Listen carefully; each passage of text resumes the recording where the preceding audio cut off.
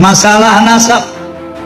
Pesan saya, tolong sikapi ini dengan hati yang tenang, dengan pikiran yang jernih, ya, karena hal ini sudah meluncur di kalangan masyarakat bahwa adanya menurut Kiai Haji Imaduddin Utsman berdasarkan penelitian ilmu nasab dari abad 4, 5, 6, 7, 8 itu tidak ada yang namanya Ubaidillah sebagai anak Ahmad bin Isa, yaitu turunan Rasulullah.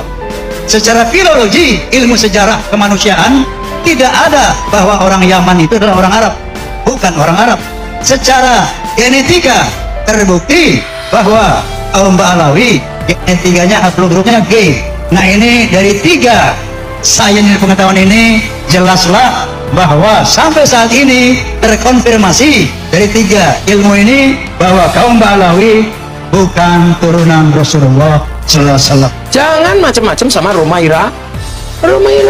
Saya bilang orang sekarang kok menghujat Rhoma Irama. Pahalamu itu dibanding Rhoma Irama nggak ada apa-apanya. Pengamen sehari yang hidup dari lagunya Rhoma Irama itu berapa juta orang? Coba sampai hitung. Hidup semua itu gara-gara lagunya Rhoma Irama yang kita nggak tahu. Terus dari ngamen lagunya Rhoma Irama dia pulang bawa 100.000, di rumah anaknya bisa sekolah, bisa jajan. Terus sampai apa yang sudah diberikan untuk orang banyak? Grup-grup besar dangdutan lokal itu hidup karena lagunya Rhoma Irama yang dia ciptakan dengan darah dan air mata penuh tangisan itu. Kalau nggak lagunya nggak mungkin sebaik itu. Itu berapa pahalanya Rhoma Irama itu? Saya ngomong akhirnya karena Rhoma Irama ini dihujat. Bukan semata-mata karena saya penggemar Rhoma Irama, tapi itu sesuatu. Makanya orang Eropa, musisi-musisi itu dapat gelar kepahlawanan karena mereka menghidupi dengan karyanya sampai level paling bawah tanpa bisa disentuh oleh bansos.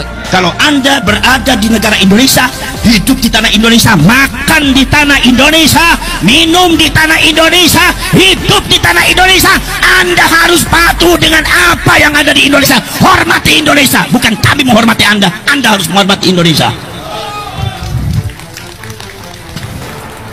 Itu seolah-olah Indonesia dikafir-kafir.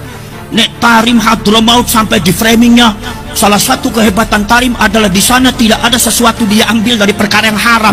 Dasmu di sana itu ada orang nana maling, di sana itu tidak ada sesuatu muhtaj, tidak ada orang yang membutuhkan, tidak orang fakir miskin. Padahal catatan data yang namanya Yaman itu adalah negara miskin di dunia. Kalau Anda di sana tidak ada orang yang miskin, pulang Anda ke Yaman, kaum Said di Indonesia. Anda datang ke Indonesia mengkafir-kafir Indonesia. Anda tidak tahu perjuangan Wali Songo, Anda tidak tahu perjuangan leluhur kami, perjuangan para pahlawan. Anda hanya bisa mencaci maki, menggerakkan masyarakat, meracuni masyarakat Purwokerto dan orang Indonesia untuk benci kepada negara. Nah, sampai-sampai ada seorang artis dangdut pun terpengaruh. Kemudian dia ada rekamannya mengatakan, Habib Rizik minta telepon saya kepada seorang ustadz, katanya ingin menegur saya. Siapa lu? Kagak ngomong siapa lu, saudara. Mestinya tabayun dulu. Saya memang mencari nomor telepon Bang Haji Rhoma, saya sebut namanya, saudara. Kenapa? Karena beliau sahabat saya. Saya kehilangan nomor karena apa? Karena saya punya handphone, memang nomor-nomor lama udah hilang semua, saudara. Saya cari, saya mau komunikasi. Nah, yang namanya sahabat, watawasau bil haqqi watawasau bis sabr, saudara. Akhirnya saya dapat itu nomor dan saya kontak. Saya dalam mobil, di depan saya supir saya Haji Ahmad Zarkashi, di samping saya istri saya. Artinya mereka-mereka ini jadi saksi apa yang saya bicarakan, saudara. Jadi jangan ngarang-ngarang. Nah, jadi saya sampaikan begitu salam, assalamualaikum warahmatullahi wabarakatuh. Gimana Bang Haji? Baik, sehat walafiat. Semoga antum tetap sehat walafiat. Kita doakan. Nah, habis kita doakan, kita sampaikan, Ji, ana dapat kabar ini dari para Ba'alwi yang ada di Jakarta, habaib. Katanya begini, antum nih ada undang seseorang yang nyerang Ba'alwi. Nah, terus dia katakan, oh iya Beb, kita memang lagi bikin diskusi di sini. Ya nggak apa-apa, cuman kalau boleh ana mau kasih masukan. Kalau antum ingin diskusi yang objektif, independen, undang dari kedua belah pihak. Nah ini antum ngundang baru satu nih, Habib diserang-serang. Udah gitu sikap antum seperti membenarkan. Nah sekarang anu usul, undang itu Gus Rumail, nanti habis Gus Rumail undang Habib Hanif, saya sampaikan. Atau kalau antum masih belum puas juga, yuk kita ketemu, antum ketemu sama ana di mana, kita ngobrol, kan kita biasa ngobrol bareng, kita ngopi, kita ngeteh. Bahkan sampai kita katakan, ji ana nih sayang sama ente, sayang, dan habaib ini banyak cinta sama antum. Hati-hati jangan sampai antum terjebak dengan gerakannya para begal nasab. Kita sampaikan kenapa kita sebut begal nasab begini ji dalam telepon. Cuman ini di telepon gak enak ji, kalau kapan kita mau ketemu, ayo ana jelasin, ente mau kitab apa kita jelasin, ente sahabat ana mau makan siang bareng, ayo kita ketawa-ketawa, nggak ada masalah, saudara. Nah kalau dia cerita ada ustadz, hi Habib Rizik ini minta nomor ente mau ditegur, ya tabayun dulu dong. Kalau perlu ngomong Habib Rizik, ente menegur aneh, siapa lu? Begitu dong, itu gentleman, saudara. Kan satria bergitar. Ya kalau satria terus aja, lu mau negur gue, siapa lu mau negur gue? Begitu dong. Nggak ada pembicaraan di situ, saudara. Kita penuh kasih sayang dan cinta, kita sampaikan. Sampai terakhir kita bilang al-afuji ya, jangan tersinggung, ini aneh cuman memberikan masukan, mudah-mudahan Allah selamatin antum, Allah jaga antum, kita doain segala macam doa. Ada istri aneh jadi saksi di samping aneh, ada supir aneh di depan aneh, saudara, yang ikut mendengarkan, saudara. Nah akhirnya usul kita diterima, ya Beb. Kebetulan sebetulnya Gus Rumail itu sudah aneh jadwalkan juga, udah untuk diundang Habib besok, ya baguslah. Nah besoknya Gus Rumail datang, saya dengarkan itu apa namanya pertanyaan-pertanyaannya. Ternyata pertanyaannya kurang substantif. Jadi pada saat dia bicara dengan grup gengnya begal nasab, bicaranya substantif, diatur sedemikian rupa sehingga ada serangan-serangan terhadap Pak Alwi. Tapi giliran nanya Gus Rumail tidak substantif, saudara, sehingga datar begitu aja. Kan Gus Rumail menjawab sesuai pertanyaan, saudara. Kan pertanyaan bisa diatur, pertanyaan itu dalam teknik dialog kadang-kadang ada pertanyaan itu dibuat memang untuk mengarahkan orang. Ini polisi paling jago nih soal begini nih. Saya tahu polisi paling jago kalau BAP orang ditanya begini sampai ke korek ya Pak. Saya udah hafal itu karena kita udah berkali-kali di BAP, saudara. Itu namanya pertanyaan mancing, saudara, untuk kepentingan si polisi. Nah sekarang saya lihat pertanyaan yang diajukan oleh Roma seperti itu, mancing hanya untuk kepentingannya dan kepentingan geng begal nasab. Nah saya mulai kecewa. Hari berikutnya dia undang Imad saudara bin Sarman, dia undang lagi dari grup sana, saudara. Nah begitu saya lihat sudah tidak objektif, dia berpihak. Dan saya cek kenapa ya kok bisa berpihak, ada apa ya, kan dia sahabat kita, orang baik. Nah begitu saya selidiki ternyata dia dapat nasab dari geng begal nasab. Oh pantes, belakangan dilantik jadi anggota geng nasab begal nasab, saudara. Wah dapat panji lagi bendera. Aneh jadi muhibin dari kecil. Ya, saya muhibin ini dari masih muda udah muhibin, sampai sekarang masih muhibin. Jadi kalau bicara muhibin lu nggak lawan gue. Begitu saya dengar Kiai Imad pertama kali, saya suudzon bilang ini orang siapa sih ini? Datang-datang merungkat nasab Alawi. Karena hal ini 500 tahun nggak pernah ada yang ganggu gugat ini nasab. 500 tahun dari abad keempat, 5, 6, sampai ke 9 nggak ada yang ganggu gugat, nggak ada yang kutak-kutik. Ini siapa orang yang berani-berani kok merungkat membatalkan nasab Alawi sebagai zuriyah Nabi? Maka saya pun terpanggil untuk meneliti. Saya baca juga deh penelitian beliau. Tak, iya juga nih. Kemudian saya baca lagi dari yang mengcounter itu. Ternyata dari sana saya mulai sedikit meyakini kebenaran tesis Kiai Haji Imaduddin. Ada satu ustadz telepon saya, ini ustadz sahabat saya, Bang Haji, Habib Rizik minta telepon antum nih, kasih nggak? Kasih, dia bilang, kasih. Dia mau telepon antum nih, gitu. Dia mau tegur ente nih Bang Haji. Dia bilang, emang siapa dia mau negur gue? Nggak lama malamnya Habib Rizik telepon saya. Assalamualaikum Bang Haji. Waalaikumsalam Bib. Masya Allah, anak kangen sama ente nih Ji. Kemana aja ente? Nah, ini Habib Rizik memang teman dari muda, dari belum jadi ketua FPI. Teleponan deh itu. Ji, ente hati-hati Ji, ini para Ba'alawi ini semua cinta antum. Dia bilang sama Ibu, anda juga cinta Ba'alawi. Cinta baik. Coba hati-hati ente jangan terjebak sama orang-orang jahat. Habib Rizik pesannya gitu, jangan terjebak sama orang jahat. Nah, coba itu ente undang tuh Gus Romel, dia bisa mengcounter tuh Imaduddin.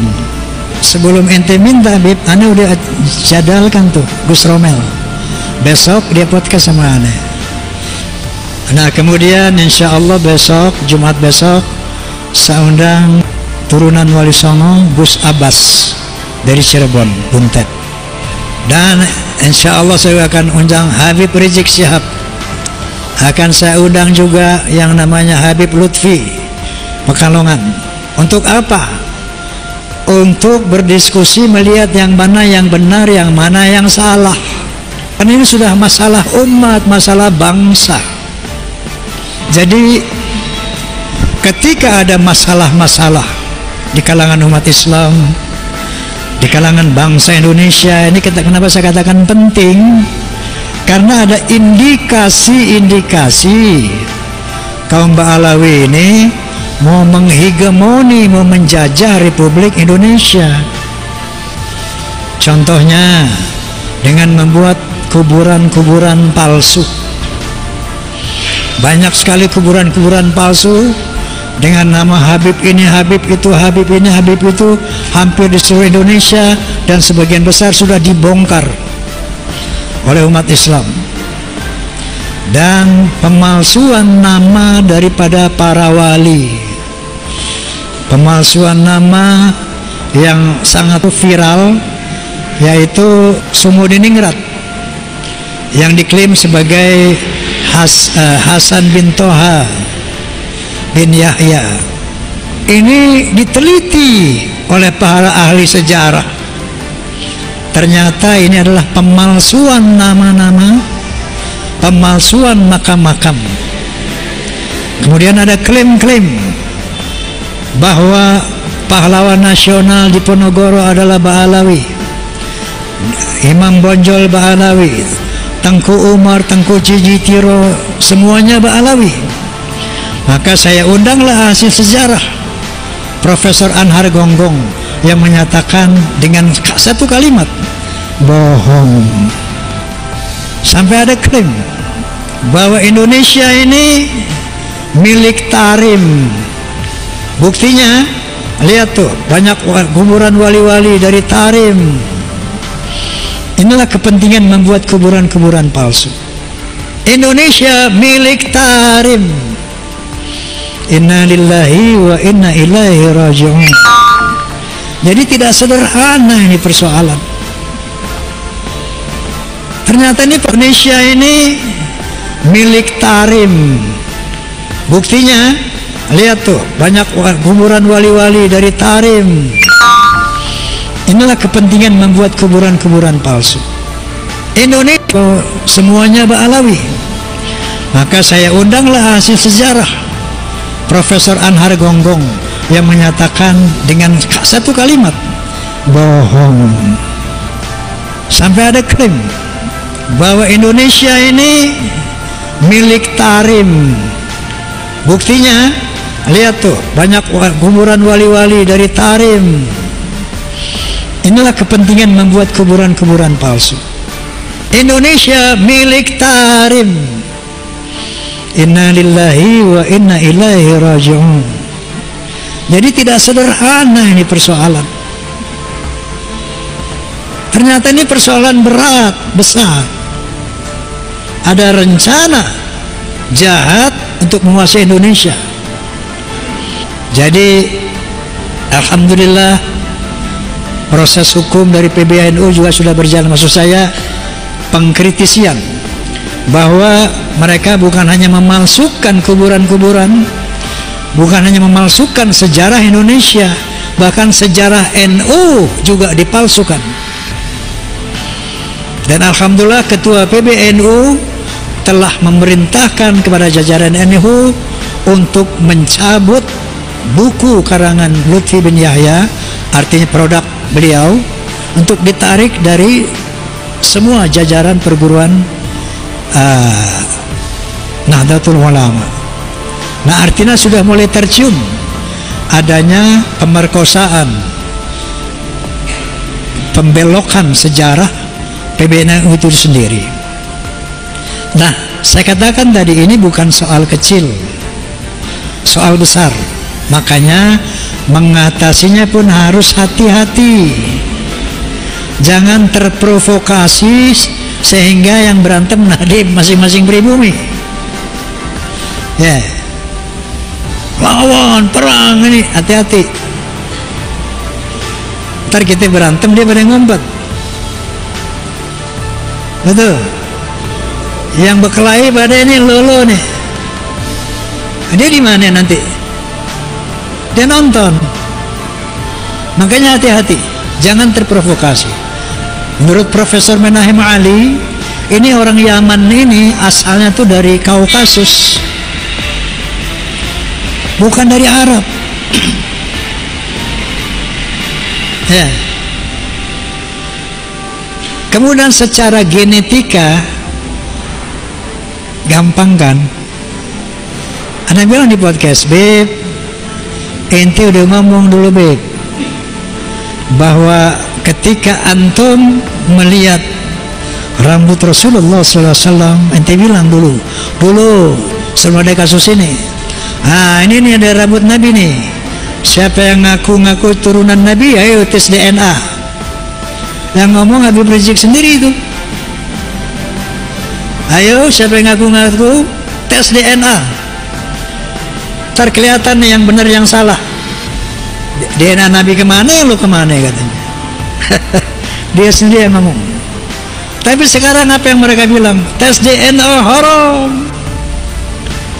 Secara sejarah nggak nyambung, secara DNA nggak nyambung, filologi nggak nyambung.